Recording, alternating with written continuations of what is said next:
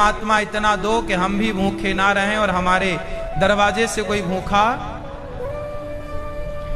इतना आपको मिलना चाहिए। और ज्यादा कमाओ तो उस ज्यादा को समाज की सेवा में समर्पित करना चाहिए। यदि आपकी जरूरत से ज्यादा है तो क्या करें? सेवा, समाज की सेवा, दीन दुखी की सेवा, गायों की सेवा, जीव मात्र की सेवा, बेसहारा का सहारा, सेवा करो। मानव जाति की सबसे बड़ा धर्म क्या है? मानव जाति, समाज की, राष्ट्र की सेवा। चींटी से लेकर हाथी तक, बच्चे से लेकर बूढ़े तक की सेवा। आपके द्वारा सबको सुख प्रदान हो, इससे बड़ी कोई सेवा और इससे बड़ा कोई धर्म नहीं है। हमारे कथा में परीक्षित बनकर इस कथा में हमारी मैया श्रीमती छाया हाड़े जी, अनूप हाड़े जी, तेजस्विनी हाड़े जी नागपुर से आए। एक और सुंदर तालियां आप श्री के लिए। आपके कारण ये भागवत जी की कथा सबको मिल रही है। साथ ही मीरा देवी, विजय बाबू जी, सरिता देवी, बाबू राम बाबू कश्यप जी की पुण्यस्मृति में समस्त परिवार इंदौर से आप आए हैं। एक बार सुंदर तालियां मैया मीरा देवी के लिए। साथ ही उमा मिश्रा जी, उषा तिवारी जी, समस्त परिवार जयपुर से हैं। देखो तीनों जगह बेटियां ही हैं। एक स्त्री केवल इसलिए कहता हूं एक बेटी होनी चाहिए। बेटा शायद अपने बाप के लिए उनके मर जाने के बाद उनकी सदगति का विचार शायद बेटा ना करे, पर बेटी होगी तो वो जरूर अपने माँ बाप के जीते जी और उनके ना रहने पर उनकी सदगति के लिए सारा कार्य करेगी। जो बेटी कर सकती है वो दिव्य है। इसलिए आप सभी माताएं, मैयाओं ने ये कथा का आयोजन कराया और सारे परिवार को जोड़ दिया।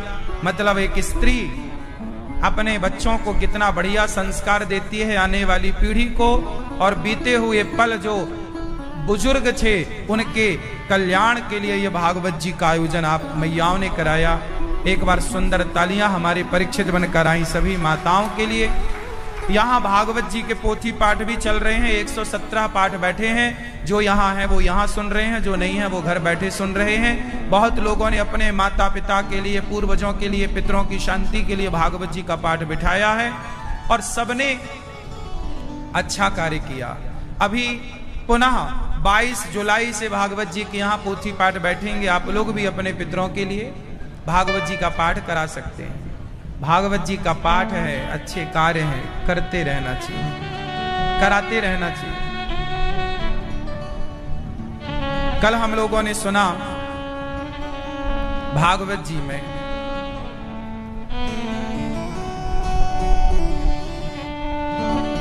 जन्माद्यस्य यतोऽन्वयादितरतश्चार्थेष्वभिज्ञः स्वराट् तेने ब्रह्म हृदयादि कवये मुह्यन्ति यत्सूरयः तेजो वारि मृदां यथा विनिमयो यत्र त्रिसर्गो मृषा धाम्ना स्वेन सदा निरस्तकुहकं सत्यं परं धीमहि। जन्म आदि यस्य जन्माद्यस्य, भगवान के द्वारा ये संसार उत्पन्न होता है। संसार को रचने वाले कौन हैं?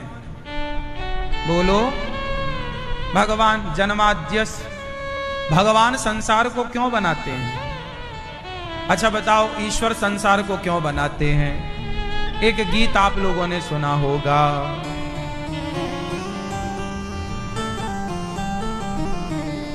आपने एक गीत सुना होगा कि दुनिया बनाने वाले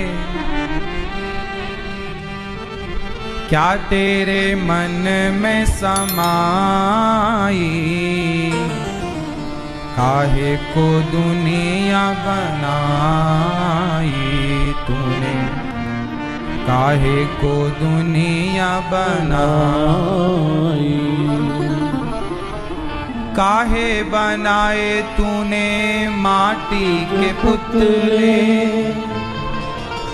काहे बनाए तूने माटी के पुतले, धरती ये प्यारी प्यारी मुखड़े ये उजले, काहे बनाया तूने दुनिया का खेला, जिसमें लगाया जवानी का मेला, गुप चुप तमाशा देखे वाह रे तेरी खुदाई, काहे को दुनिया बनाई, काहे को दुनिया।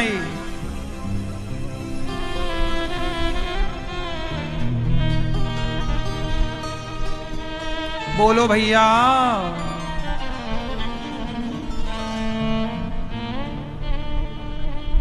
भैया बताओ, मेरी माँ बैठे बैठे बताओ।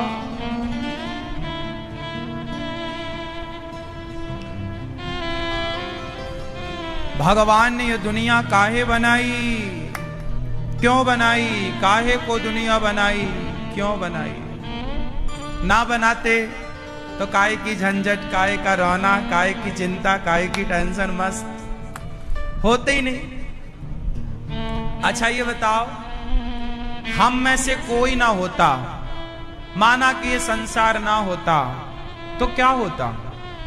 कुछ ना होता, फिर कोई मजा ही नहीं है। ईश्वर ने संसार काहे बनाया है?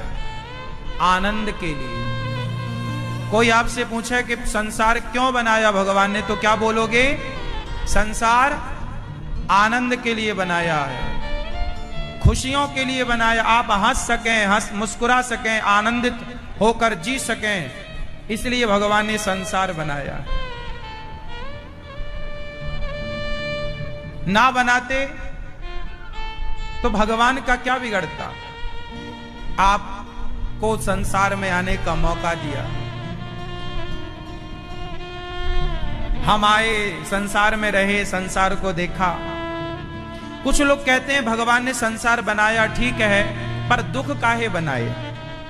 अच्छा ये बताओ, माना कि सपोज एग्जाम्पल, भाव ऐसा करो, विचार करो, कल्पना करो कि दुख ना होते, माना कि दुख ना होते तो क्या होता? चलो बताओ, यदि दुख ना होता तो क्या होता? बोलो। यदि दुख ना होता तो क्या सुख की कोई वैल्यू होती? दुख ना होता तो क्या सुख का कोई महत्व होता? अरे सुख के महत्व को प्रकट करने के लिए दुख को बनाना जरूरी था। दिन के महत्व को प्रकट करने के लिए रात का बनाना जरूरी था। माता के महत्व को प्रकट करने के लिए पिता को बनाना जरूरी था। पृथ्वी के महत्व को बताने के लिए आकाश बनाना जरूरी था। बहन के महत्व को बताने के लिए भाई बनाना जरूरी था। दो पहलू हैं हर चीज के।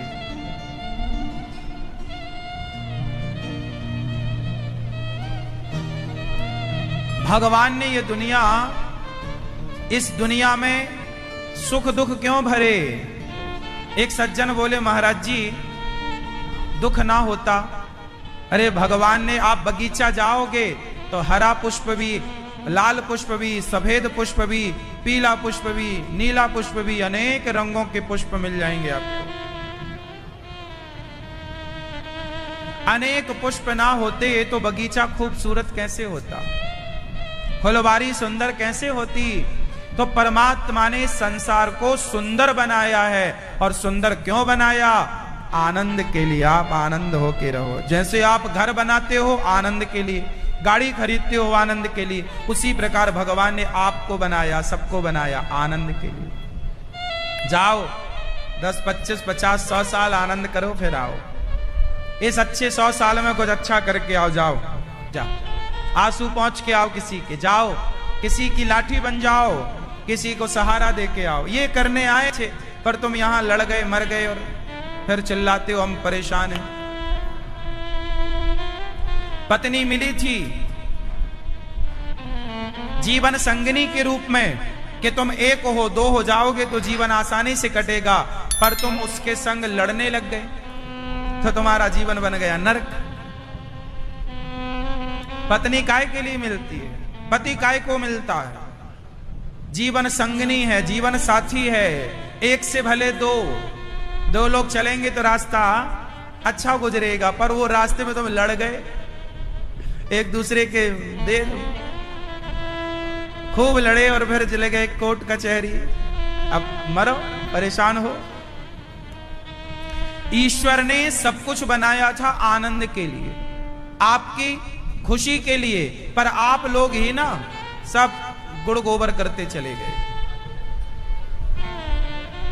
और दोष देते हो भगवान। हे भगवान, हम बड़े दुखी हैं। ये बताओ, ये दुखों को निमंत्रण दिया किसने था? शादी हुई थी ना तुम्हारी, तब तो बड़े खुश थे, बाद में तुम रो काहे रहे हो, झगड़ा काहे कर लिया? ये भगवान ने झगड़ा कराया तुम दोनों का, और झगड़ा भी ऐसा, परेशान है, कोर्ट कचहरी रोज चक्कर लगा रहे हैं कोर्ट के। शादी कर ली थी कि आनंद से रहेंगे, एक से भले दो, पर वो तो अब ना उगली जा रही है ना निगली जा रही है। तुमने ही गुड़ गोबर किया है, चलाना आता नहीं है गृहस्थी, और चलाने बैठ गए। इसलिए ईश्वर ने तो संसार का हर रिश्ता खूबसूरत बनाया है। बताओ कौन सा रिश्ता अच्छा नहीं है? हर रिश्ते खूबसूरत है। ईश्वर की रचना में दोष नहीं है। ईश्वर ने तो संसार बहुत अच्छा बनाया है, तुम ही कीचड़ करते हो। भाई भाई का रिश्ता कितना मस्त है। भाई काय के लिए होता है? एक दूसरे का साथ देने के लिए, पर वो ही भाई भाई आपस में लड़के मर रहे हैं और लोग कह रहे महाराज जी हम बड़े परेशान है। काहे परेशान हो? भाई से लड़ोगे तो परेशान होगे। भाई लड़ने के लिए है कि प्यार के लिए? पत्नी लड़ने के लिए है कि प्यार के लिए? मां लड़ने के लिए है कि प्यार के लिए? अब तुम ही नहीं समझोगे चीजों को, फिर रोगे। इसमें ईश्वर का दोष क्या है? अच्छा ये बताओ, आपको गुलाब दिया जाता है तो गुलाब काहे के लिए दिया जाता है? खुशबू लेने के लिए। गुलाब से ना आप और खूबसूरत लग सकते हैं, इसलिए कुछ लोग गुलाब अपने बालों में लगाती हैं माताएं, कुछ लोग गुलाब अपने जेब में रखते हैं, कोट पहनते हैं ना जेब में गुलाब, तो उस गुलाब से आपकी खूबसूरती, आपकी सुंदरता। और ये गुलाब है साहब, ये सुंदर है।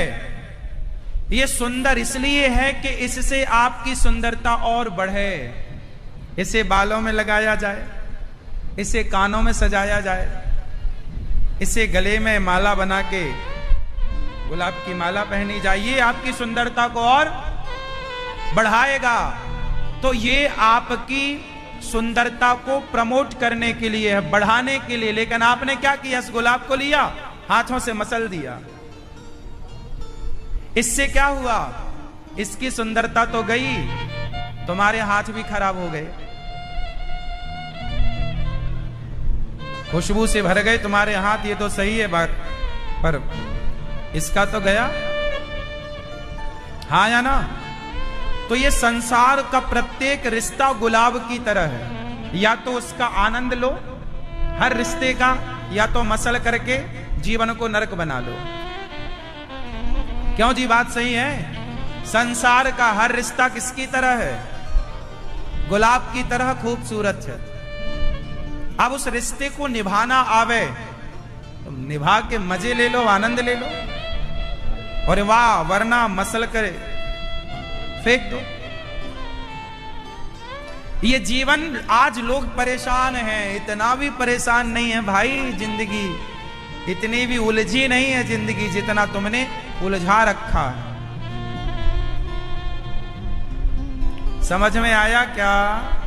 इसलिए बिंदास जीवन को हंसते मुस्कुराते, हंसते हंसते कट जाए रस्ते जिंदगी यूं ही चलती रहे।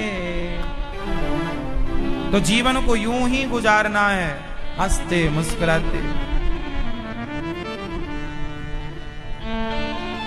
भगवान ने संसार बनाया आनंद के लिए। सत्यम परम धीमहि, उस सत्य स्वरूप परमात्मा को स्वानैव राजतीति स्वराट, जो स्वयं प्रकाशित है, सबको प्रकाशित करते हैं। चार्थे स्वभिज्ञः स्वराट, जो भगवान सब कुछ जानते हैं। भगवान हम सबके माता पिता हैं। त्वमेव माता च पिता त्वमेव, माता रामो मत पिता रामचंद्र। हम सबके माता पिता हैं। इसलिए भगवान ने जो बनाया, बिंदास बनाया। धर्म क्या है ये जान लेना चाहिए। भागवत जी का पहला सवाल, मानव जाति का धर्म क्या है? अच्छा ये बताओ, कुत्तों का धर्म, बिल्ली का धर्म और मनुष्य का धर्म एक सही है कि अलग अलग है? हाँ, कुत्ते का धर्म और मनुष्य का धर्म एक है कि अलग अलग है? उत्तर दो भैया। अलग अलग। आपका धर्म क्या है? चलो बताओ, आपका धर्म क्या है? पीले भैया क्या?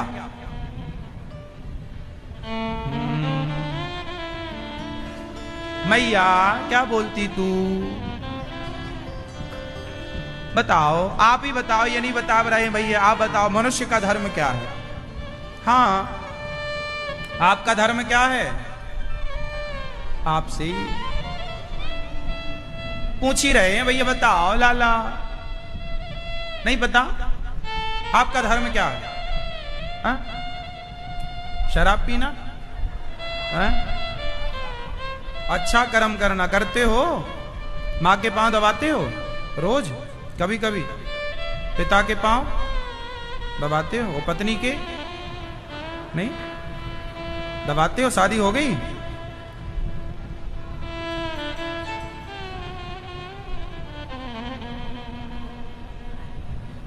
क्यों भैया, धर्म क्या है? आपका धर्म क्या है लाल भैया?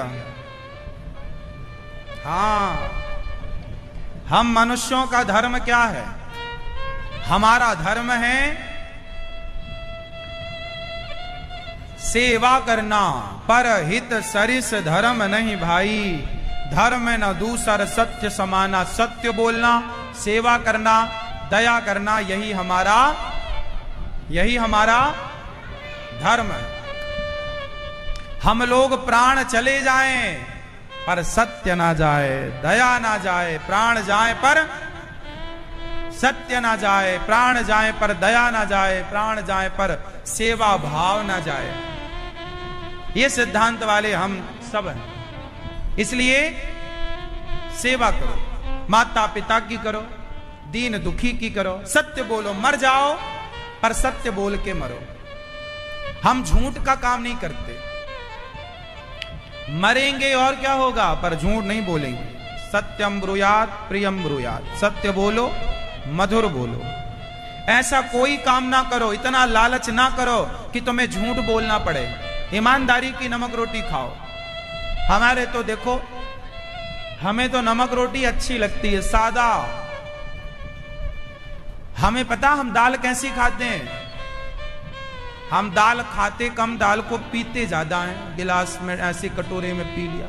हम दाल माटी के बर्तन में पकवाते हैं, उबली दाल उबाल लेते हैं। एक पहले के जमाने में मैया क्या करती थी, दिया उठाती थी। दिया में जरा गरम करा, दिया को आग में डाला, लाल हो गया दिया।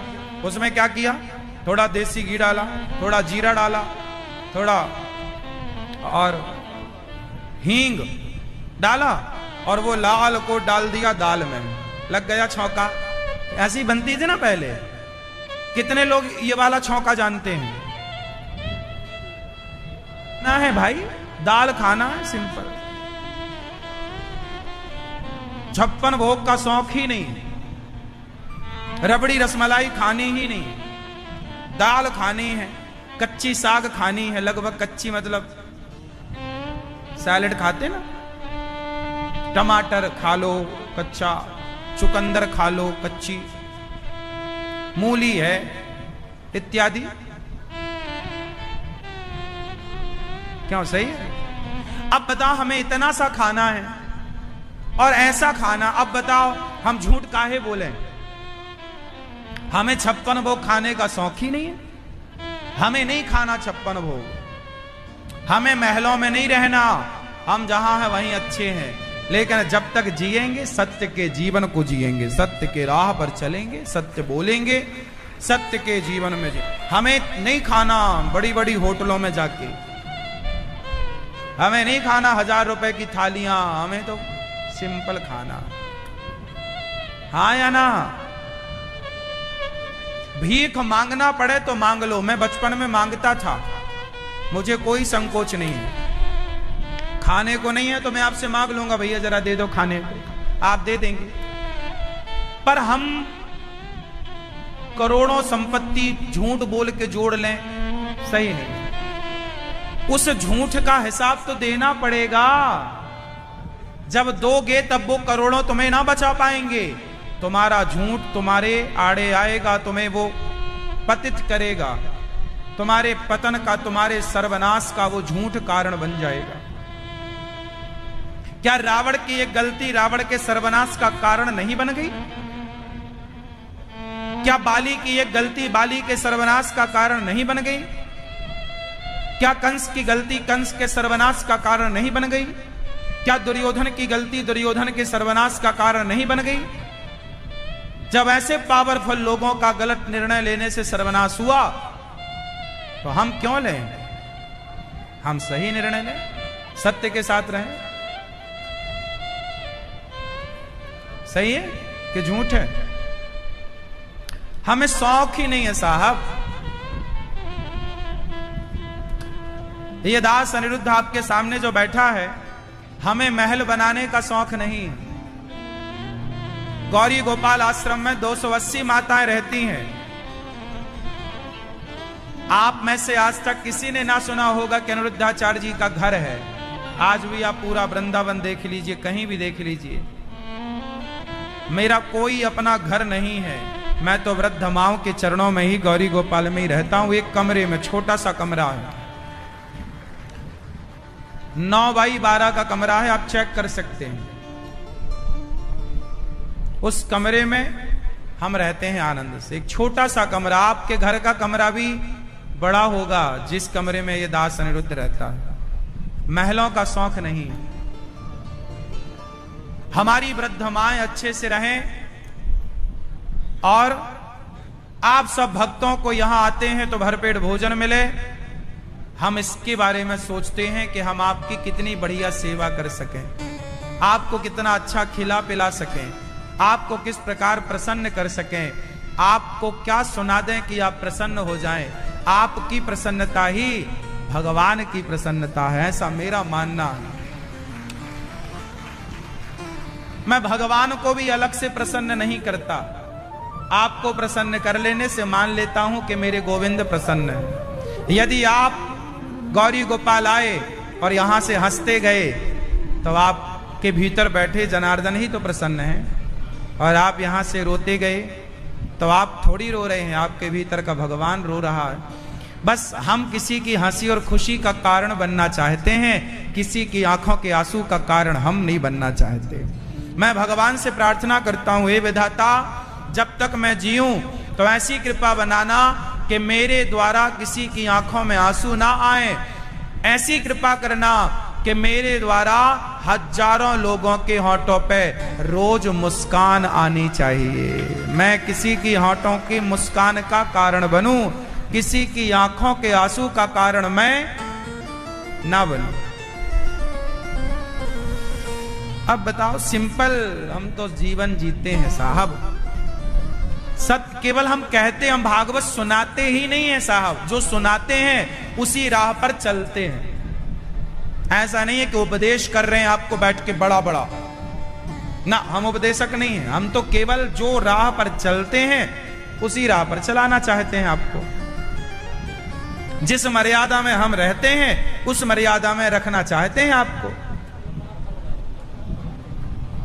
जो अनुभव हमने पाया, जीवन कितनी तिगड़म है, जीवन में क्या क्या आता है, जो अनुभव आज तक हमें मिला वो शेयर करते हैं कि सुनो, तुम सावधान रहना, तुम्हारे जीवन में भी ऐसा उतार चढ़ाव आ सकता है। उसके लिए हम सावधान करते हैं आपको। धर्म क्या है मनुष्य का? परहित धर्म है, सेवा। इसलिए ये दास अनिरुद्ध सेवा करता है वृद्ध माओं की, अन्न क्षेत्र की, क्योंकि सेवा ही धर्म है। हमने पढ़ा जाना तो जो देखो, हम केवल पढ़ते नहीं है और हम केवल उपदेश नहीं करते, हम कहते हैं सेवा ही धर्म है। सच्ची बताओ, मेरी बात डिलीट मार दो दिमाग से, आप अपनी बात बताओ, सेवा को आप कितने लोग धर्म मानते हैं? कितने लोग अपने से सेवा को ही धर्म मानते हैं? माता पिता की सेवा, बड़ों की सेवा, दीन दुखी की सेवा, सेवा ही धर्म है। कितने लोग मानते हैं? मानते हो ना? तो ये दास अनिरुद्ध आपको कह नहीं रहा है कि सेवा करो, सेवा करके कह भी रहा है। और ये दास सेवा वृद्ध माओं की 280 माएं और रोज 30,000 भक्त जो प्रसाद पाते हैं, सबकी सेवा करके आपको कह रहा हूं कि देखो ये दास कर रहा है, तुम भी सेवा करना शुरू करो। केवल उपदेश नहीं कर रहे हैं आपको, झूठा कह देना बहुत बड़ी बात है, बहुत बड़ी बात नहीं है। सुनो, उपदेश कर देना बहुत बड़ा थोड़ी है। आप कह दो, गाल ही तो बजाना है, बजाओ। सेवा करो, सेवा करो, सेवा करनी चाहिए, कह देना कौन सी बड़ी बात? करो नहीं, करके दिखाओ। और गौरी गोपाल में करके दिखाया जा रहा है, तो हम केवल गाल नहीं बजा रहे हैं।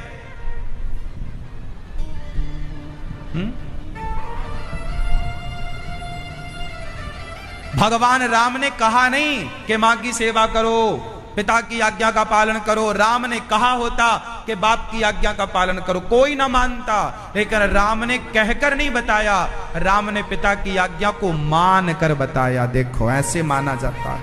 14 साल तक पिता के वचनों का पालन करने वनवास चले गए। राम ने पिता की आज्ञा का पालन करके दिखाया समाज को, कहकर नहीं बोला, कहकर नहीं बताया कि जी कहो। कई बातों का प्रभाव कम होता है, कहने का प्रभाव क्यों मैया? भैया, कहने का प्रभाव ज्यादा होता है या करने का प्रभाव ज्यादा होता है? जोर से। तो राम ने कहकर बताया कि करके? हाँ, तो मेरे राम ने जब करके बताया तो अनिरुद्धाचार्य ने भी सोचा कि जब मेरे प्रभु करके बताते हैं तो ये दास भी समाज को सेवा करके ही बताएगा।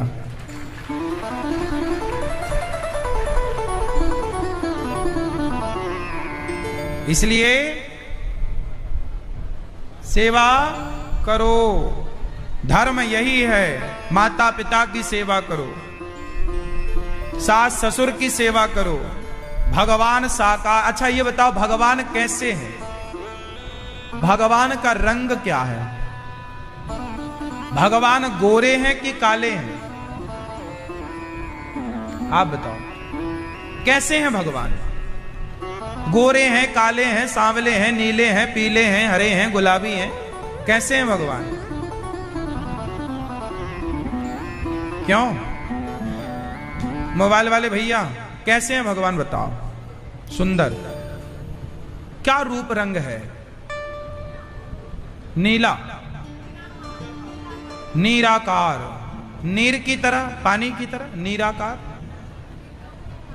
कोई आकार नहीं। बहन कह रही है भगवान का कोई आकार नहीं है, तो फिर बिहारी जी कौन है? तो आकार तो हो गया ना बिहारी जी का। आप बिहारी जी को भगवान मानती हैं? तो आप तो कह रहे हैं भगवान निराकार है, पर बिहारी जी का तो आकार है।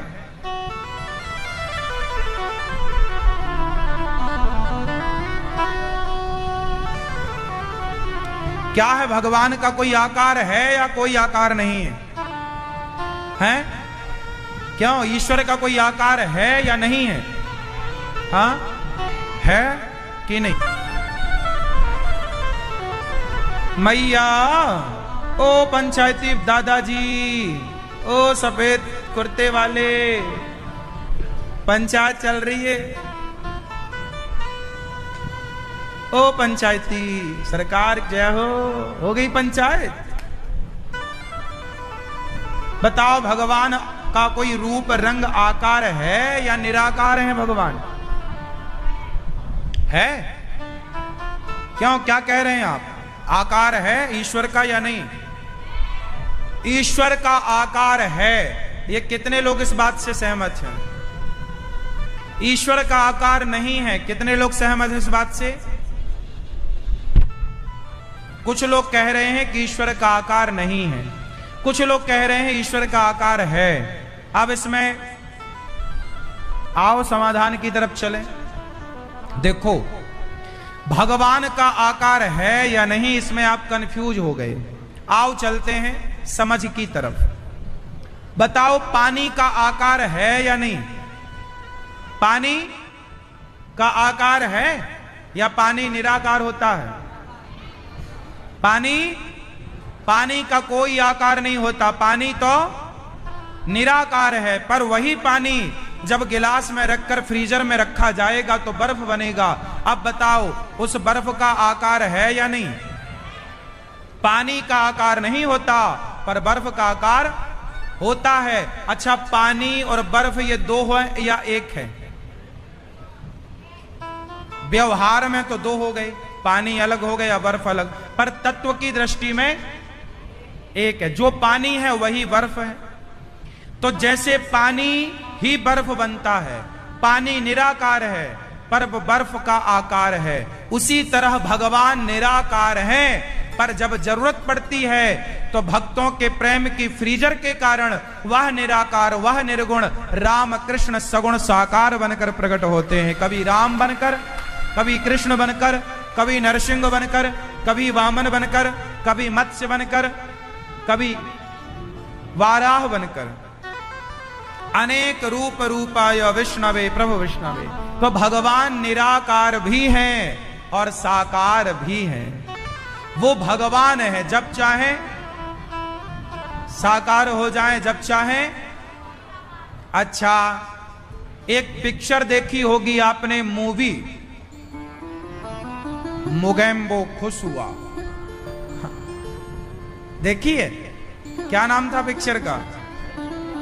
Mister India.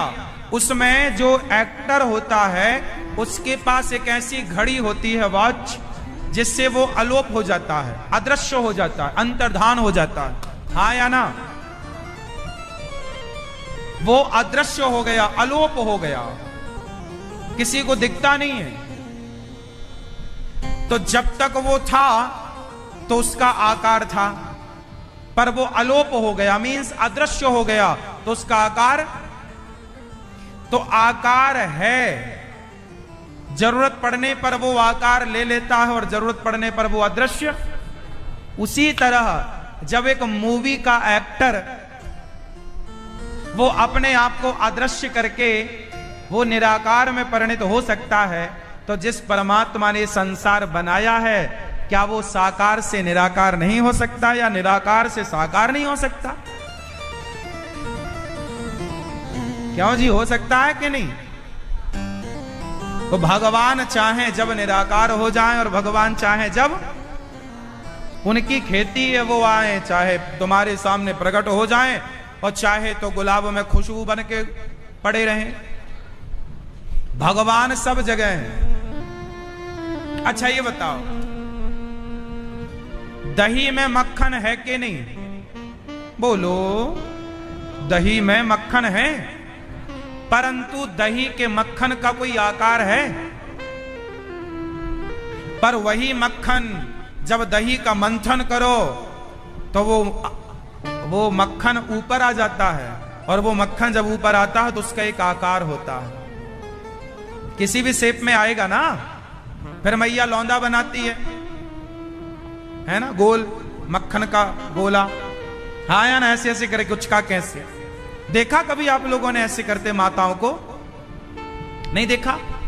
देखा जब मथानी से मैया दही मंथन करती है ना, तो मक्खन आता, फिर उसे ऐसे ऐसे गोला बनाती है और उसी छाछ में डाल देती है, वो ऊपर तैरता रहता गोला। वो मक्खन जो है थोड़ी देर पहले तक निराकार था, उसका कोई आकार था ही नहीं, जबकि दही में विलीन था वो। लेकिन थोड़ी देर बाद मथानी के मंथन से उसने एक आकार लेना स्टार्ट किया। उसी तरह जब भक्तों के प्रेम की मथानी का मंथन होता है तो भक्तों के प्रेम के कारण वह निराकार साकार बन करके प्रकट होता है, भक्तों के कारण। जैसे मंथन के कारण दही से मक्खन प्रकट हुआ, मंथन ना होता तो मक्खन ना होता। बिना मंथन के मक्खन हो सकता है? उत्तर दो। बिना मंथन के मक्खन नहीं हो सकता, तो बिना भक्ति के भगवान नहीं हो सकता। भगवान को प्रकट करने के लिए भक्ति की मथानी चाहिए, विश्वास की रस्सी चाहिए, और भक्ति की मथानी से, विश्वास की रस्सी से मथा जाए तो फिर प्रकट हो भगवान। भगवान के अवतार कितने हैं? जोर से, मैया खड़े होके जमाई ले रही हो मेरी मां, बैठ के जमाई ले लो। हाँ, खड़ी होके मैया करे। देखो, केवल जमाई लेने खड़ी हुई थी और जमाई लेके बैठ गई। अवतारों के नाम।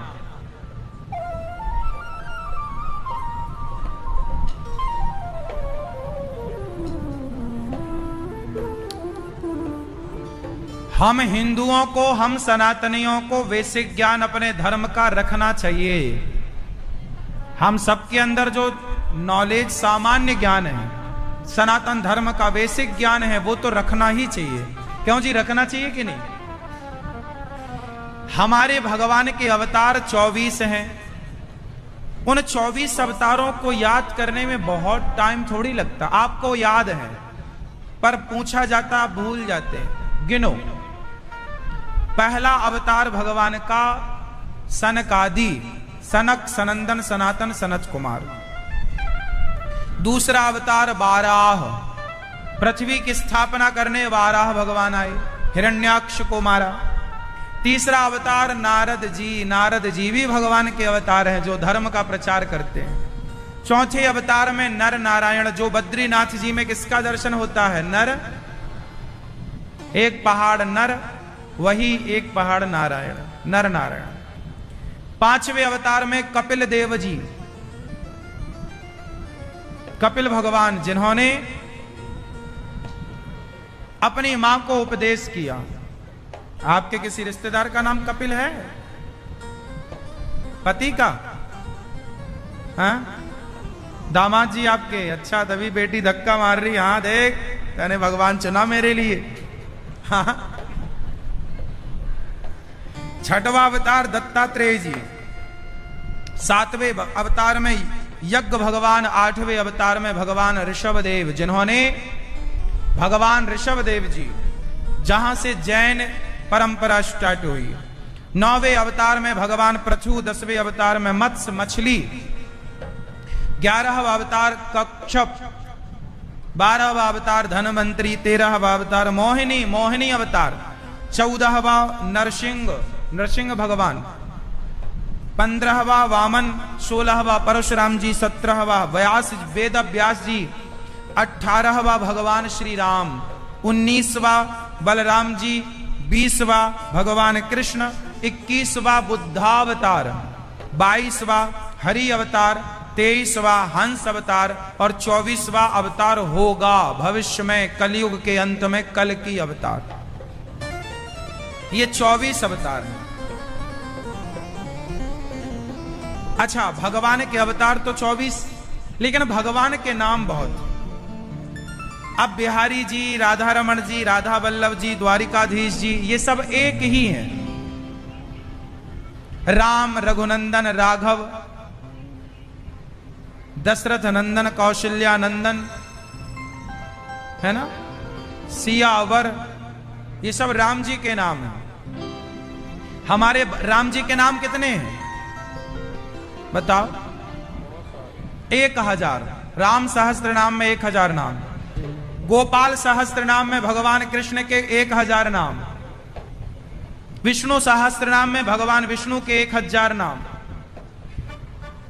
भगवान के नाम बहुत होते हैं। जैसे भगवान के नाम देखो, बोलो बिहारी जी, बोलो मेरी मां, विठलनाथ जी, द्वारिकाधीश जी। कितने हो गए? ये तीन है कि एक ही है? एक को तीन नामों से जाना गया, तीन जगह पर। हाँ या ना? इन्हीं तीन को एक चौथे नाम से भी जानते हैं, श्रीनाथ जी। श्रीनाथ जी का नाम सुना है? श्रीनाथ जी वह एक ही तीन नाम से, चार नाम से, राधा रमण जी, राधा वल्लभ जी, राधा गोविंद देव जी, अनेक नाम। हाँ या ना? तो हमारे भगवान के नाम, अब कहीं मंदिर है राघवेंद्र सरकार का, तो राघवेंद्र सरकार का मंदिर है, मतलब किसका मंदिर है? बोलो। अब आप कहो ये राघवेंद्र कौन है भाई? तो आपको ये तो पता होना चाहिए कि हमारे राम का ही एक नाम राघव है। राघव, रघुनंदन। अब कोई कहे मैं रघुनंदन के मंदिर जा रहा हूं, तो आप कंफ्यूज हो जाएंगे। हम बिहारी जी जा रहे हैं, तो बिहारी जी कौन है? कृष्ण ही तो बिहारी जी हैं। राधा रमण जी कौन है? कृष्ण ही तो राधा रमण जी हैं। गोविंद देव जी कौन है? कृष्ण ही तो गोविंद देव जी हैं। विठलनाथ जी कौन है? बोलो। द्वारिकाधीश जी कौन है? एक ही हैं। भगवान के 24 अवतार। वेद व्यास जी ने 17 पुराण लिखे पर शांति नहीं मिली। नारद जी ने कहा आप भागवत लिखो। नारद जी कौन है? भगवान के ही अवतार, प्रचार करते हैं ये। एक बार नारद जी पहले ना दासी पुत्र थे, संतों की खूब सेवा करी। नारद जी की माता पिछले जन्म में घर घर बर्तन धुलती थी, काम करती थी। एक बार इनकी माता एक घर में बर्तन धुल रही थी, काम कर रही थी। वो घर ब्राह्मण का था और उसी ब्राह्मण के घर ना कुछ संत आए। तो नारद जी की माता ने, और नारद जी उस समय छोटे बच्चे थे, इन्होंने संतों की खूब सेवा करी और संतों ने इन्हें एक मंत्र दिया। उस मंत्र का जाप किया। संतों की सेवा इतनी करी, मंत्र का जाप इतना किया कि उस सेवा और मंत्र के जाप से वो दासी पुत्र से नारद बन गए, देवर्षि नारद। अच्छा, नारद जी को दासी पुत्र क्यों बनना पड़ा? नारद जी को श्राप दिया था नारद जी के पिता ने। नारद जी के पिता कौन? ब्रह्मा जी। नारद जी के पिता कौन? नारद जी से कहा जाओ तुम सृष्टि करो। नारद जी बोले मैं सृष्टि नहीं करूंगा, मैं ब्रह्मचारी रहूंगा। तो ब्रह्मा जी ने श्राप दे दिया, पिता की बात नहीं मानता, जा तू मनुष्य योनि में चला जा। तो नारद जी कुछ वर्षों के लिए पिता के श्राप के कारण दासी पुत्र बने, पर फिर संतों की सानिध्यता प्राप्त भई और वो अपने श्राप से मुक्त होकर वो पुनः भगवत धाम पहुंच गए, देवर्षि नारद जी। नारद जी ने भी श्राप दे दिया कि आप मुझे बेवजह श्राप दे रहे हैं, जाओ मैं भी आपको श्राप देता हूं कि आपकी अब पूजा नहीं होगी। इसलिए ब्रह्मा जी की पूजा नहीं होती, केवल पुष्कर में पूजा होती है। बाकी ब्रह्मा जी की पूजा,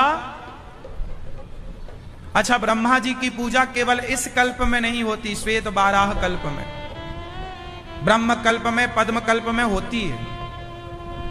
पहले के राक्षस लोग ब्रह्मा जी की पूजा करके ना वरदान मांगते थे, तो पहले ब्रह्मा जी की पूजा होती थी, पर इस कल्प में नहीं हो रही है। ब्रह्मा जी को उनके पुत्र नारद जी ने श्राप दिया, आपकी पूजा नहीं होगी।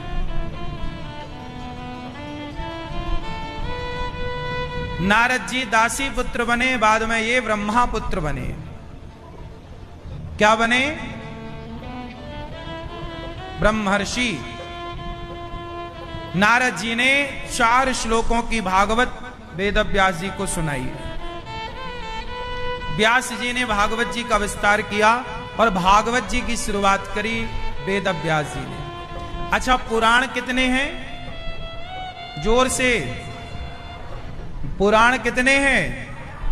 पुराण हैं 18। सारे पुराण वृक्ष हैं, 17 पुराण वृक्ष हैं। कोई डाली है, कोई पत्ता है, कोई शाखा है, कोई तना है, कोई फूल है, लेकिन 17 पुराणों के वृक्षारोपण के बाद 18वां पुराण, 17 पुराणों का सार, 17 पुराणों का फल कहां है? बोले भागवत ही 18वां पुराण सारे पुराणों का फल है। भागवत सुन लेने से 18 पुराण सुनने का फल मिलता है।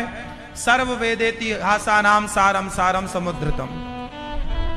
सारे वेद पुराणों को, श्रुतियों को सुनने का जो फल है वही भागवत सुनने का फल है। भागवत लिखने के बाद व्यास जी ने कुछ नहीं लिखा, मतलब व्यास जी की अंतिम वाणी भागवत जी, अंतिम, इसके बाद उनकी लेखनी रख गई। भागवत जी लिखने के बाद कुछ लिखना बचा ही नहीं, सब लिख दिया भागवत जी ने। जो ज्ञान भागवत जी में है वो कहीं नहीं। इसलिए भागवत सुनना चाहिए, पढ़ना चाहिए, समझना चाहिए। भागवत की शुरुआत व्यास जी ने महाभारत से की। महाभारत का युद्ध 2 पक्षों में हुआ, पांडव और कौरव। कौरव कौन थे? पांडव कौन थे? पांडवों के पिता का नाम बताओ भैया। बेटा आप बताओ, बेटा आप चश्मा लगाए हो, पांडवों के पिता का नाम बताओ। क्या नाम है? नहीं पता, आप बताओ। पांडवों के पिता का नाम बताओ। क्या? पांडु।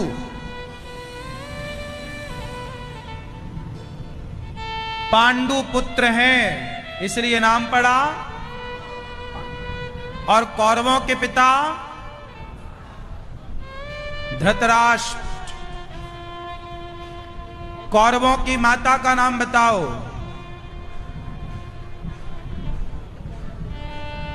गांधारी। पांडवों की माता का नाम बताओ। क्या कुंती ही है या और भी कोई है?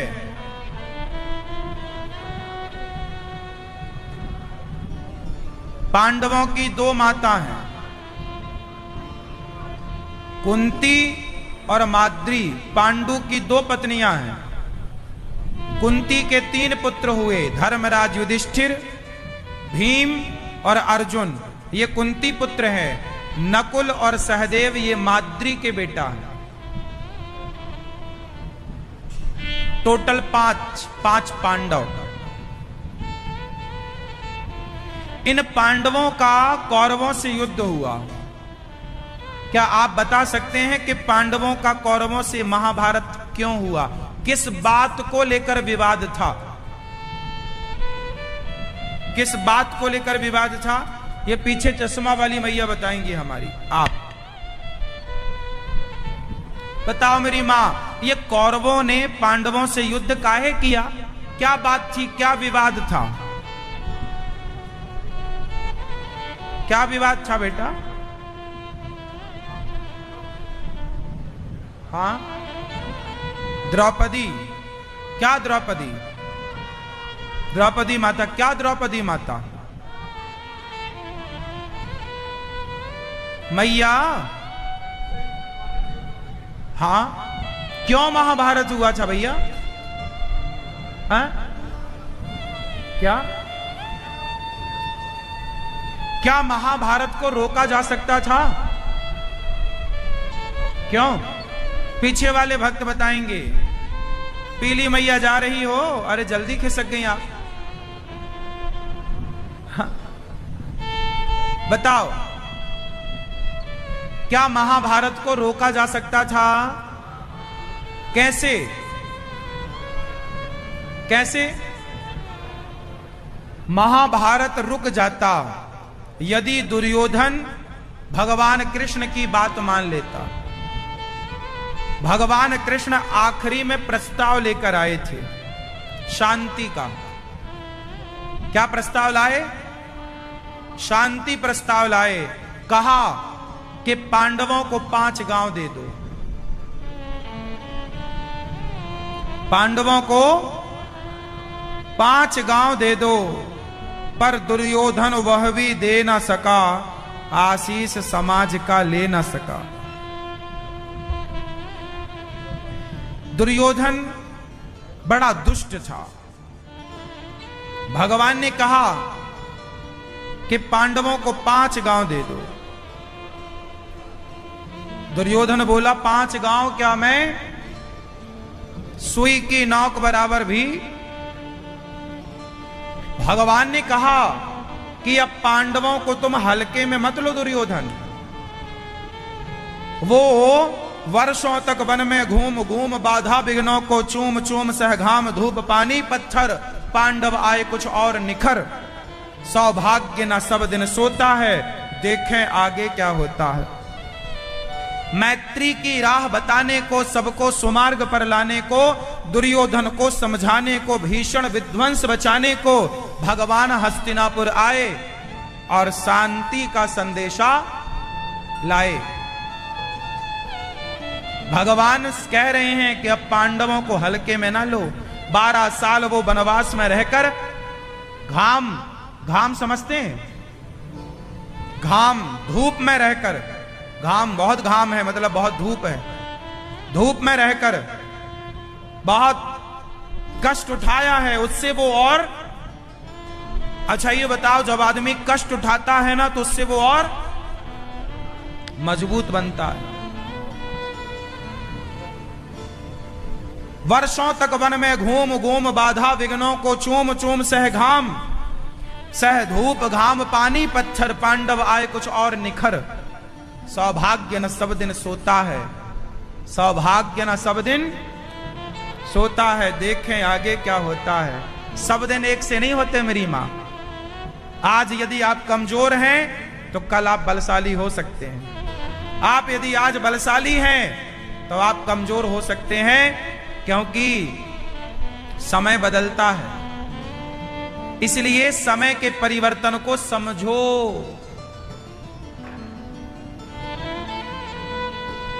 समय तुम्हारे बाप की बफौती नहीं है। समय को तुम पकड़कर नहीं रख सकते। इसलिए कहता हूं समय का सदुपयोग किया करो। दुर्योधन को लगा कि समय अपने बाप का है। अरे दुर्योधन के बाप का नहीं है समय। जो दुर्योधन घमंड में चूर था, महाभारत हुआ सारी अकड़ निकल गई।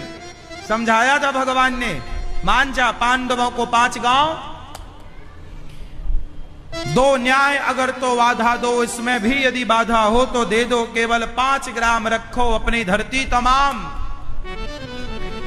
हम वही खुशी से खाएंगे, परिजन पर ना असी उठाएंगे। दुर्योधन वह भी दे ना सका, आशीष समाज का ले ना सका। उल्टा हरि को बांधने चला, जो था असाध्य साधने चला। जब नाश मनुज पर छाता है, पहले विवेक मर जाता है। जब नाश मनुज पर छाता है, पहले विवेक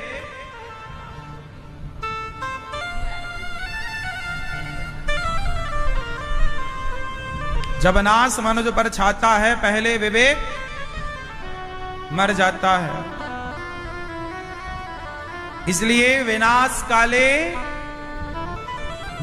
काले विपरीत बुद्धि। जो अपने से बड़ों की बात ना माने, समझ लो विनाश का समय है। अर्जुन और दुर्योधन कृष्ण की बात नहीं मान रहा है, मतलब दुर्योधन के विनाश का समय निकट था। भगवान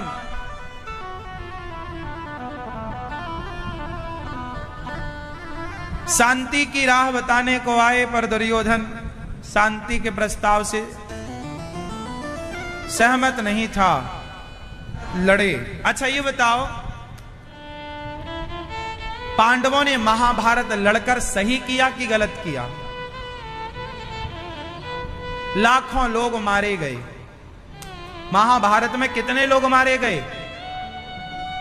लाखों नहीं, करोड़ों। महाभारत में करोड़ों लोग मारे गए। बताओ महाभारत सही हुआ कि गलत हुआ? पांडवों ने सही किया या गलत किया? जोर से। सही किया। पांडवों ने सही किया कि गलत किया? अच्छा ये बताओ, तलवार उठाना सही है या गलत है? उत्तर दो। हां, तलवार उठाना सही है या गलत है? जोर से। हां, गलत है। तो झांसी की रानी ने क्यों उठाया? महाराणा प्रताप ने क्यों उठाया? शिवाजी ने क्या गलत किया तलवार उठाकर? आप तो कह रहे हैं तलवार उठाना गलत है।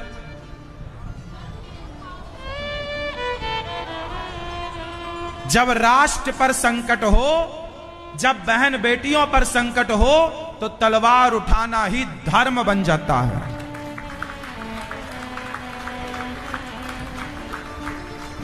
अभी एक नेता ने बयान दे दिया कि हिंदू लोग हिंसा फैलाते हैं।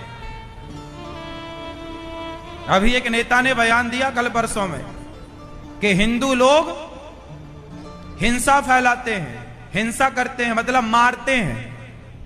अच्छा, वो उन्होंने कहा कि जो हिंसा फैलाते हैं वो हिंदू नहीं है। अब उस नेता से पूछा जाए कि जो हिंसा करते हैं यदि वो हिंदू नहीं है, तो महाराणा प्रताप ने भी तो फिर हिंसा की। जरूरत थी उस समय तो झांसी की रानी ने भी हिंसा की। अहिंसा के पुजारी हम हैं, इसका मतलब कायर नहीं कि तुम हमारी बहन बेटियों को देखते रहो, उनको उनके साथ बलात्कार करते रहो और हम अहिंसा की बात करें। ना साहब, अहिंसा की बात भी करेंगे, पर अहिंसा से ना मानोगे तो सिर भी काटना जानते हैं। क्या शिवाजी ने नहीं काटे? क्या झांसी की रानी ने नहीं काटे? कह दो ऐसे नेताओं को कि हम हिंदू हैं, कायर नहीं। हम हिंदू हैं, कायर नहीं। माला लेना सिखाया है हमारे संतों ने, तो भाला चलाना भी सिखाया है गुरु द्रोणाचार्य ने। यहां माला और भाला, हमारी दुर्गा के हाथ में तलवार है, हनुमान जी के हाथ में गदा है, शंकर जी के हाथ में त्रिशूल है। क्योंकि कुछ लोग बातों से नहीं मानते। रावण के सामने भेजा था शांति का प्रस्ताव, हनुमान जी जाओ समझाओ, अंगद जाओ समझाओ, कहां माना? रावण बातों से मानता तो लड़ने की जरूरत क्या थी? कुछ लोग तलवार से ही मानते हैं। तलवार चलाना धर्म हो जाता है। क्या झांसी की रानी का तलवार चलाना अधर्म था? उत्तर दो। क्या शिवाजी और महाराणा प्रताप का तलवार चलाना अधर्म था? धर्म था। और ये नेता कह रहे हैं कि जो हिंदू होगा वो हिंसा करेगा ही नहीं। अरे राष्ट्र के लिए मरना पड़े मारना पड़े, वतन के लिए तो मरना मारना ही धर्म होता है। हिंदुओं पर कितने सवाल खड़े होते हैं साहब। वो नेता जिन्हें तुम चुनाव जिताकर संसद भवन भेजते हो, वो कहते हैं हिंदू लोग तो झूठ बोलते हैं। वो नेता कहते हैं कि हिंदू लोग तो हत्या करते हैं, हिंसा फैलाते हैं। अरे भाई, क्या राष्ट्र, क्या अर्जुन का महाभारत लड़ना पाप था? जरूरत थी? जो तुम्हारी बेटी को, तुम्हारी पत्नी को निर्वस्त्र कर रहा हो भरी सभा में और कहता द्रौपदी आजा मेरी जंघा पर बैठ जा, ऐसे दुर्योधन का सिर काटना ही धर्म होता है। ऐसे दुर्योधन की छाती फाड़कर उसके खून से बालों को धुलना द्रौपदी का धर्म बन जाता है। क्यों जी? हम लोग अहिंसा के पुजारी हैं, हम किसी की बेवजह हत्या नहीं करते और किसी की हत्या करना भी नहीं चाहिए। पर आप ही बताओ, हमारे देश पर संकट आ जाए, कल दूसरा देश आक्रमण कर दे, तो क्या तुम अहिंसा की बात करते रहोगे? तुम्हारी बेटियों के साथ बलात्कार हुआ था मुगलों के द्वारा, अंग्रेजों के द्वारा। वो समय अहिंसा की बात का नहीं था, वो समय तलवार उठाने का था। इसलिए शिवाजी तलवार उठाए, इसलिए महाराणा प्रताप तलवार उठाए, इसलिए दुर्गावती तलवार उठाती हैं। हमारे देश की एक से एक वीरांगनाएं हैं। हमारे देश की एक नारी है माता अहिल्याबाई। अहिल्याबाई होलकर पति की मृत्यु हो जाने पर, पुत्र की मृत्यु हो जाने पर समूचे उनके राज्य पर संकट का छाया आ गया। आक्रांताओं ने आक्रमण किया, तब उस बहू ने, उस बेटी ने तलवार उठाया।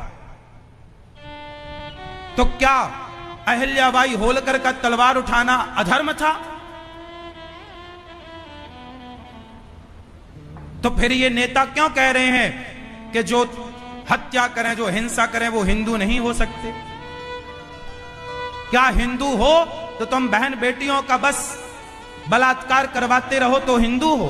एक गाल में कोई तमाचा मारे तो दूसरा दिखा दो ये हिंदू हो, और पलटकर जवाब दे दोगे तो हिंदू नहीं रह जाओगे क्या? अरे भाई, हमारे राम रावण को बातों से समझाते हैं, बातों की भाषा नहीं मानता तो बाणों की भाषा समझाते हैं। साले कैसे मानेगा ये बता? अब ये नेताओं को समझाओ कुछ। सनातन को ये समझते नहीं है। और सुनो, अपनी बेटियों को जूजू ना बनाना, झांसी की रानी बनाना। मैं तो कहता हूं कि हर बेटी को, हर बेटे को तलवार चलानी आनी चाहिए, भाला चलाना आना चाहिए। क्यों? कल को संकट आ जाएगा राष्ट्र पर, तुमसे लाठी चलाना नहीं आता, क्या करोगे? तुम्हारे सामने बला भगा तो दिया कश्मीर से हिंदुओं को, क्या कर लिया हिंदुओं ने? कश्मीरी पंडितों की बेटियों के साथ क्या बलात्कार नहीं हुआ था उनकी आंखों के सामने? बहुत दूर क्यों जाओ, अभी 30, 35, 40 साल पुरानी ही तो घटना है ये, आजादी के बाद की घटना है ये। कश्मीर से सारे ब्राह्मण, सारे हिंदू खदेड़ दिए गए थे। तुम करते रहो अहिंसा की बात, अहिंसा की बात से काम ना होगा, खदेड़ दिए जाओगे। इसलिए आत्मरक्षा का बल हो आपके पास। हम ये नहीं कहते कि भाग जाओ, हमारे वतन ने, हमारी मां ने भागना नहीं सिखाया। हम लड़ेंगे और हमारा युद्ध में लड़ना, अर्जुन भाग रहे थे महाभारत से, मैं नहीं लड़ता, भगवान ने रोका, कहा चल महाभारत लड़ अर्जुन, तेरा युद्ध करना ही धर्म है। बताओ गीता क्यों सुनाई गई? भागते हुए अर्जुन को खड़ा किया गया। ये धर्म है या नहीं? बहन बेटियों के साथ दुराचार हो, तुम भाग जाओ, ये धर्म है? अरे कम से कम 10 को तो मारते। कश्मीर से भागने वाले लोग, भागने से अच्छा है कि मार करके मर जाते,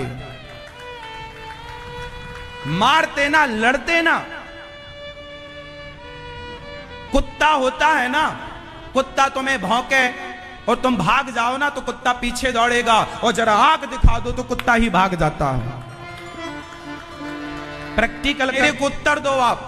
मैं नेता की उस बात से आपको केवल आगाह कर रहा हूं। बताओ कल को यदि हमारे देश में कश्मीर की तरह स्थिति उत्पन्न हुई तो तुम क्या करोगे? भागोगे? मैं भोपाल गया कथा करने। भोपाल जैसे मध्य प्रदेश की राजधानी है, भोपाल हिंदुओं का गढ़ है, लेकिन वहां ऐसी कुछ एरिया है, क्षेत्र है, जहां से हिंदू लोग अपने घर बेच बेच करके भागने के लिए मजबूर हैं। जो अन्य विधर्मी लोग हैं, जहां हिंदू कम हो जाते हैं, वहां विधर्मी लोग हिंदुओं को इतना परेशान करते हैं इसी भारत में कि हिंदुओं को घर बेच के भागना पड़ता है। ये घटना भोपाल में हो रही है। कितने राज्य गिना दूं तुम्हें, कहां नहीं हो रही? आज हिंदू कई जगह अल्पसंख्यक हो गया है।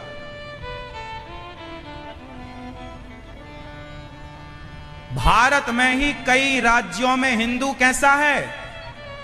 अल्पसंख्यक हो गया है। कैसी बातों से? यही बातों से, दया करो दया करो। वो तुम्हारे घर में घुसे, तुम्हें मारें और तुम दया करो। ये धर्म नहीं है, ये तुम्हारी कायरता है। मुझे तो झांसी की रानी पसंद है, कि जिसने कम से कम भागी नहीं, मार करके मर गई। मार के मर जाओ,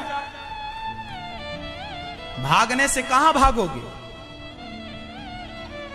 कहां तुम्हारे लिए सुरक्षित जगह तुम्हारे लिए बनी है बताओ? इसलिए दया हम हिंदुओं का आभूषण है। दयावान बनो, पर जरूरत पड़ने पर तलवार उठाना पड़े तो तलवार भी उठाना जानो। क्या कहती हो मेरी मां? तलवार उठाना धर्म है कि अधर्म है? जोर से। धर्म है। यदि अधर्म था तो दुर्गा माता के हाथ में तलवार क्यों है?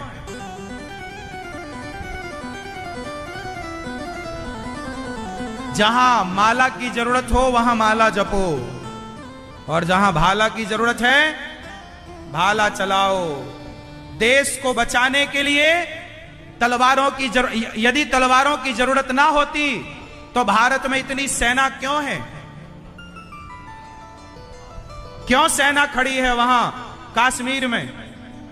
मतलब देश तलवार से चलता है। हाँ या ना? सारे लोग हथियार डाल दें तो आज भारत में घुस जाएंगे लोग। हमारी सेना खड़ी है वहां हथियार लेकर के। हाँ या ना? फिर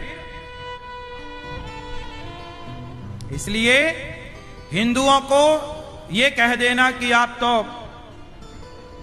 हत्या करते हैं, हिंसा फैलाते हैं, हम हिंसा नहीं फैलाते। हम तो कहते हैं दया करो, हम तो चींटियों को दाना डालते हैं। हमारे भारतीयों की तरह, हम हिंदुओं की तरह दया किसके अंदर होगी? हमारे यहां गाय को माता कहा जाता है, दया। कुत्ते को रोटी डाली जाती है, दया।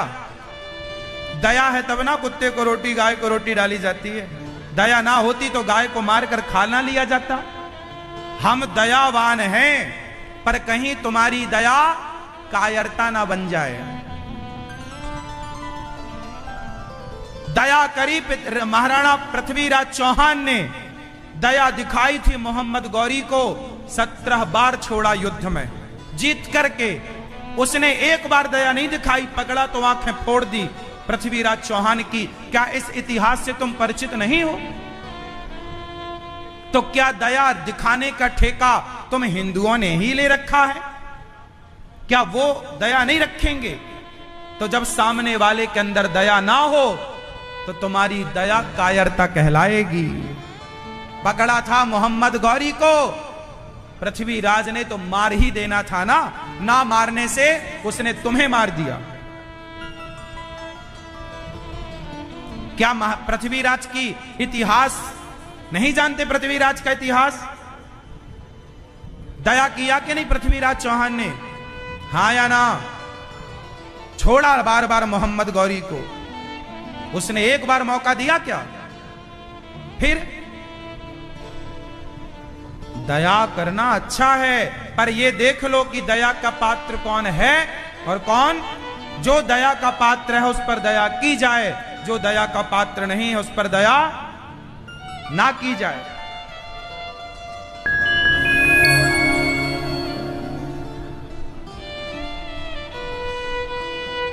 दया धर्म का मूल है, पाप मूल अभिमान। तुलसी दया ना छोड़िए जब तक घट में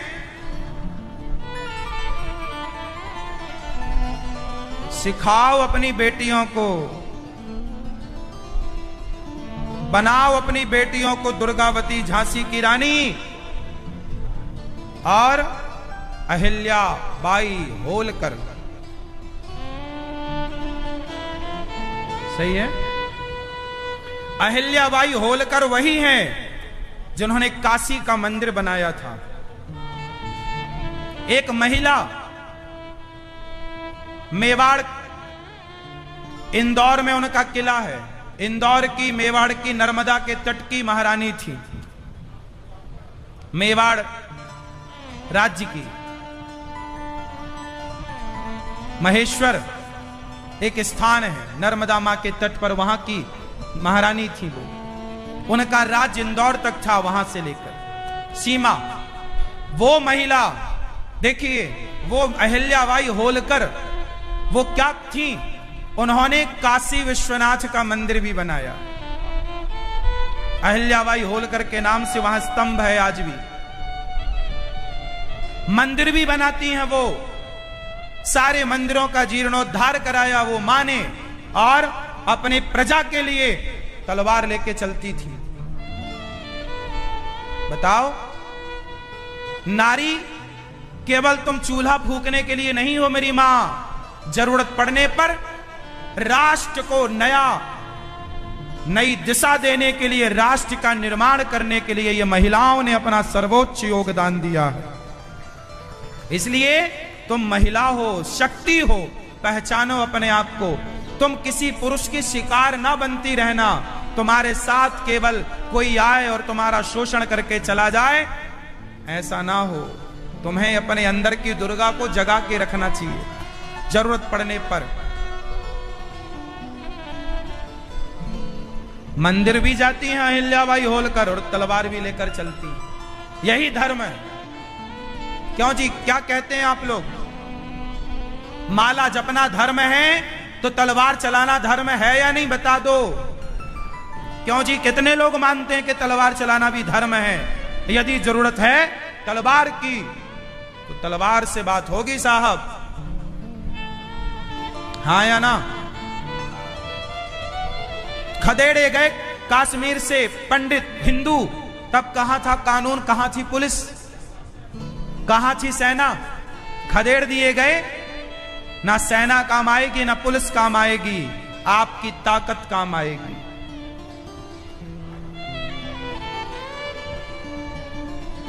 मेरी बातों को हल्के में ना लेना। ये राष्ट्र बहुत तेजी से हिंदू घटता जा रहा है और दूसरे आक्रांता बढ़ते जा रहे हैं। पहले तो दुश्मन सामने से अटैक करता था, आज का दुश्मन तो भाई जान बन करके भाई की जान लेने पर तुला हुआ है। जिसे हम भाईजान कह रहे हैं, वही भाई हमारी जान लेने पर तुला हुआ है।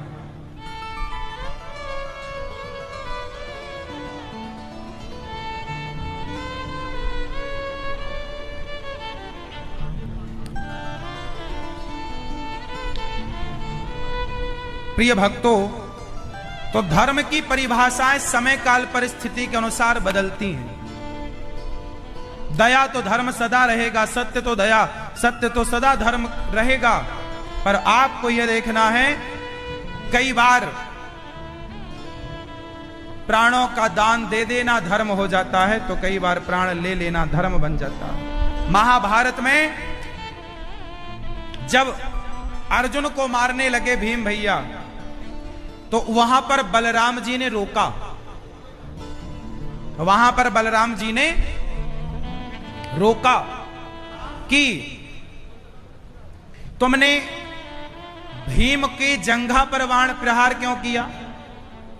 अब दुर्योधन की जंघा को क्यों तोड़ा? भीम, गदा युद्ध का नियम होता है कि कोई भी योद्धा जंघा पर वार नहीं करे। क्यों? अब बलराम जी तैयार हो गए, बोले भीम मैं तेरे से लड़ूंगा। तूने दुर्योधन को मारा है, तूने उसे गलत तरीके से मारा। तब भगवान कृष्ण दौड़े दौड़े आए, कहा दाऊ भैया आप जाओ यहां से।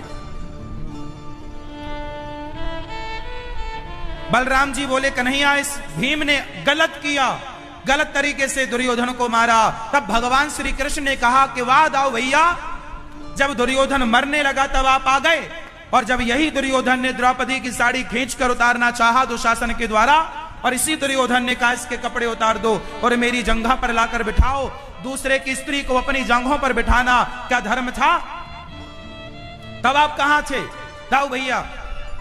तब आप कहां थे? इस दुर्योधन ने भरी सभा में एक महिला के कपड़े उतरवाए, तब आप कहां थे? क्या वो धर्म था? कैसने न्याय किया?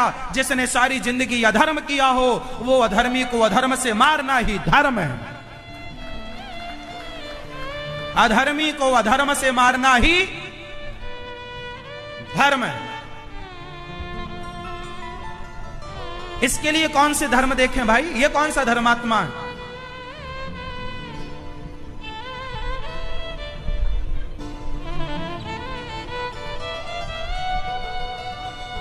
धर्म उसके लिए होता है, जब हमारे देश में मुगल आए तो हमारे देश के राजा हार गए मुगलों से। बताओ क्यों?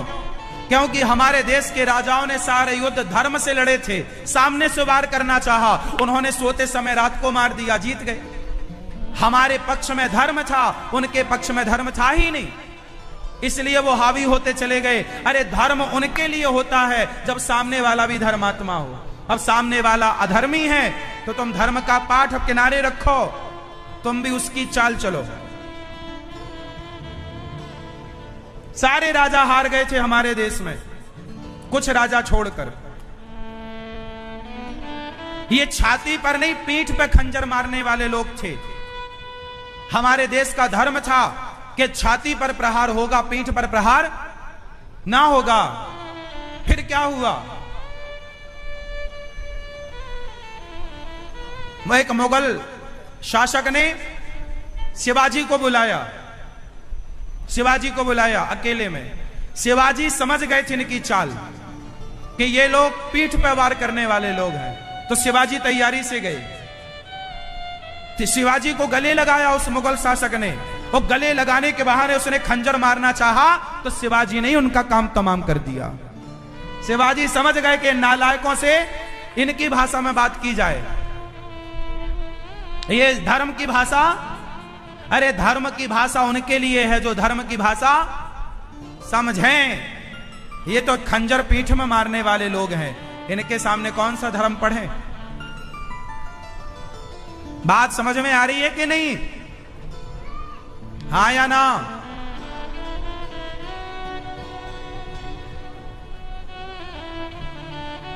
ये पीठ में खंजर मारने वाले लोग हैं, धर्म की भाषा के ये अधिकारी नहीं। इसलिए आप सनातनियों को भी जागरूक हो जाना चाहिए। अब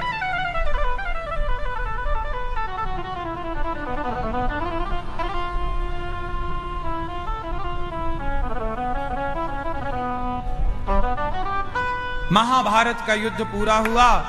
द्रौपदी के 5 बेटे थे। 5 बेटों को देखो अधर्म से अश्वत्थामा ने 5 की हत्या कर दी। 5 की हत्या कर दी। 5 बच्चों को मार दिया, सोता हुआ मार दिया। 5 बच्चों को मार दिया। प्रिय भक्तों, जब 5 बच्चों को मारा गया, अश्वत्थामा को लाकर द्रौपदी के सामने भगवान ने खड़ा किया। अश्वत्थामा ने ब्रह्मास्त्र चलाया। तब कहा, कृष्ण कृष्ण महाबाहो भक्तानाम भयंकरा त्वमेको दह्यमानान मपवर्गोऽसि संस्रते। कृष्ण कृष्ण महाबाहो भक्तानाम भयंकर। हे कृष्ण, हे कृष्ण हमें बचाओ। अश्वत्थामा ने ब्रह्मास्त्र चलाया। भगवान ने कहा तुम भी चलाओ। अश्वत्थामा ने भी ब्रह्मास्त्र चलाया तो भगवान ने शांत किया दोनों को। अश्वत्थामा को पकड़कर द्रौपदी के सामने लाकर खड़ा किया। द्रौपदी, तेरे पुत्र का हत्यारा तेरे सामने, तू जो दंड देना चाहे दे दे। द्रौपदी ने कहा इसे छोड़ दो, इसे छोड़ दो। क्या इसे मार देना समाधान है? हाँ, द्रौपदी मां है और मां करुणा की प्रतिमूर्ति है। मां कहती है इसे मार देने से मेरे मरे बच्चे जीवित ना होंगे, इसे मार दोगे इसकी मां रोएगी। देखो द्रौपदी के अंदर दया। दया हमारे अंदर होनी चाहिए। कब तक? तुलसी दया न छोड़िए, जब तक घट में प्राण। दया ना छोड़िए, कब तक? जब तक घट में प्राण। दया करो, दया करो। दया धर्म का मूल है, पाप मूल अभिमान। तुलसी दया न छोड़िए, जब तक घट में प्राण। कुंती बुआ ने दुख क्यों मांगा? मैया, पीली मैया, लाल मैया से पंचायत चल रही है, सुन लो मेरी मां। मैया जा रही हो तो कुंती बुआ ने दुख क्यों मांगा, ये बताओ। ये मोबाइल सेल्फी वाली बहन बताएंगी हमारी। बताओ, कुंती बुआ ने भगवान से दुख क्यों मांगा? हाँ, पीछे वाले भैया बताओ, बच्चे जो सुला रहे हैं, आप बताओ। नहीं बताओगे? नहीं, गुस्सा हो क्या? नहीं, बताओ फिर क्यों मांगा कुंती बुआ ने भगवान से दुख? ओ पंचायती बहन बीली, आपसे बोल रहे, बताओ बताओ क्यों? क्यों मांगा भगवान से कुंती बुआ ने दुख? आप पीछे ना देखो बेटा, आपसे पूछ रहे हैं। 3 सोफे में बैठी त्रिदेवियां, सबसे पीली वाली हमारी बहन बताएंगी। चलो बताओ, कुंती बुआ ने दुख क्यों मांगा? नहीं, नहीं बताओगी? क्यों मांगा बताओ? चलो आपके बाजू वाली बहन बताएंगी, आप बताओ क्यों मांगा कुंती बुआ ने दुख? अब तीसरी बहन बताएंगी। नहीं ना बताओगे? भैया बताओ, हमारी आप बताओ। चलो, ये भैया तो बता नहीं रही है बहनें। हाँ, कुंती बुआ ने भगवान से दुख इसलिए मांगा कि प्रभु यदि आप हमें सुख दे दोगे तो हम आपको भूल जाएंगे, और दुख देंगे तो हम आपको सदा याद रखेंगे। अच्छा ये बताओ, कुंती बुआ ने दुख मांगा तो क्या भगवान ने उन्हें दुख दिया क्या? ये प्रश्न है अब आपसे। कुंती बुआ ने दुख मांगा, दुख दे दो, क्या भगवान ने दिया? जोर से, क्या दिया? क्या दिया? क्या दिया? बुआ क्या मांगती हो? आप हमसे दुख मांगती हो, हम आपको दुख नहीं दे सकते, क्योंकि भगवान के पास सुख है, दुख है ही नहीं। भगवान का नाम आनंद है, नंद के आनंद भयो। दुख होए भगवान के पास तो देंगे, दुख तो संसार के लोगों के पास है, तो ये दुख देते रहते हैं। भगवान कहते हैं बुआ मैं दुख नहीं दे सकता, मैं अपने आप को आपके हवाले करता हूं, मैं अपने आप को देता हूं। भगवान कभी दुख नहीं देते। अच्छा बताओ फिर दुख देता कौन है? जोर से, दुख कौन देता है? कौन दुख देता है? हमारे अपने कर्म। राम न मारे काहू को, पापी नहीं आराम, आप पैसे मर जाते हैं कर कर खोटे। भगवान किसी को नहीं मारते। रावण को राम ने नहीं मारा, रावण के पाप ने ही रावण को मार दिया। दुर्योधन को भीम ने नहीं मारा, दुर्योधन के पाप ने। हां निमित्त बना, कोई निमित्त तो बनेगा, लेकिन पापी को पाप ही मार डालता है। बात सही है क्या? रावण को राम क्यों मारते भाई? रावण के पाप ने मार दिया। इसलिए भगवान किसी को नहीं मारते, भगवान तो केवल न्याय करते हैं। आप अन्याय फैलाओगे तो उनको व्यवस्था तो करनी है। ये संसार भगवान का है और भगवान के संसार में जो गलत करेगा भगवान उसे दंड देने का अधिकार रखते हैं। इसलिए कहता हूं सिस्टम से चलो। भगवान ने कुंती बुआ को अपने आप को दे दिया। भीष्म पितामह बाणों की सैया पर लेटे हैं। भीष्म पितामह के पूरे शरीर में क्या छिदे हुए हैं? बोलो बोलो। कुछ लोग ऐसे हैं कि जिनके शरीर में कुछ बाण, गिने चुने बाण चुभ जाए ना तो लोग उन्हें अपना भगवान मान लेते हैं। हमारे पितामह भीष्म के तो पूरे शरीर में बाण चुभे थे, तो भी हमने पितामह को भगवान नहीं, भगवान का भक्त ही माना है। औरों के यहां तो दो चार खील चुभ जाती है ना किसी को, तो वो उन्हें क्या मान लेते हैं? बोलो भगवान।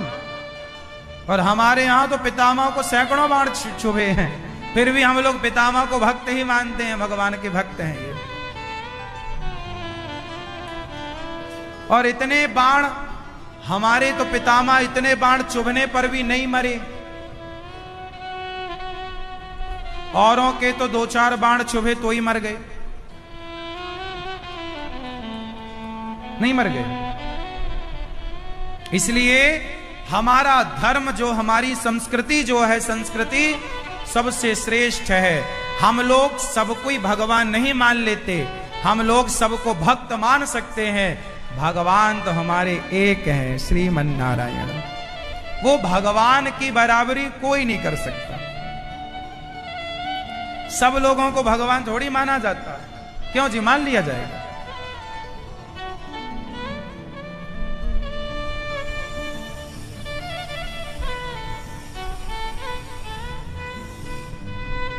भगवान सब नहीं हो सकते। भीष्म पितामह ने भगवान की स्तुति की और विष्णु सहस्त्र नाम प्रकट किया पितामह भीष्म ने। भगवान की स्तुति की। इतिमति रूप कल्पिता वितृष्णा भगवती सात्वत पुंगवे विभूम। पानम, पानम बोले तो शराब। आप में से कितने लोग शराब पीते हैं? आप पीते हो? अब नहीं पीते, पहले पीते थे। अब कौन पीता है? क्यों छोरा? ओ मोबाइल वाले भैया, पीते हो बेटा शराब? हाथ उठाया भी आपने? नहीं पीते? अभी तो कह रहे थे पीता हूं।